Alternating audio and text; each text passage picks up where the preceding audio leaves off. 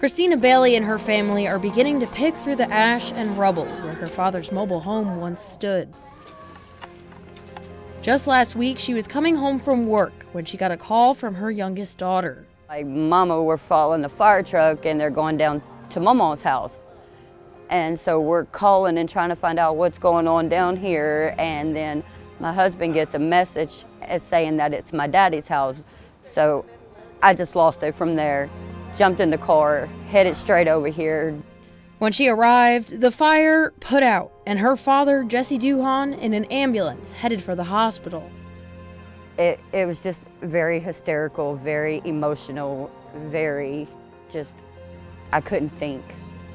There wasn't much time to think, especially for the responding officers. I happened to be just leaving the police department.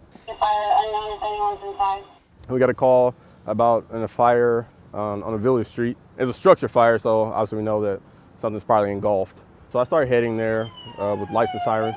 And as I'm heading there en route there, dispatch advised us that there was a person possibly trapped inside.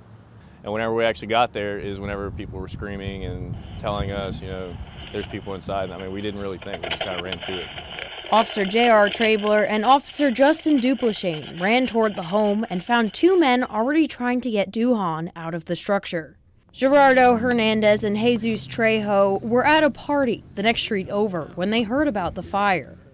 Well, we don't thinking about that time. We just jump and run. I still not thinking about. I just do it. There's fire everywhere and smoke and we don't see nobody, but we can hear somebody say help or something in the back door. That happened like this. It's very faster. 20 minutes, the mobile home was completely disaster. We couldn't find anything. The two unlikely heroes were able to get Duhan out with help from the two officers. Without them and the whole team aspect, I really want to think about how it would have ended, but definitely without them there, it would have been a lot more difficult and the outcome probably would have been different. Because of this selfless act and spontaneous teamwork, Bailey gets to see her father again. It is the most amazing feeling you can ever feel, and there's no words of thank you and gratitude to someone like that, because they didn't have to. They're not police officers, they're not ambulance workers, they're not firefighters.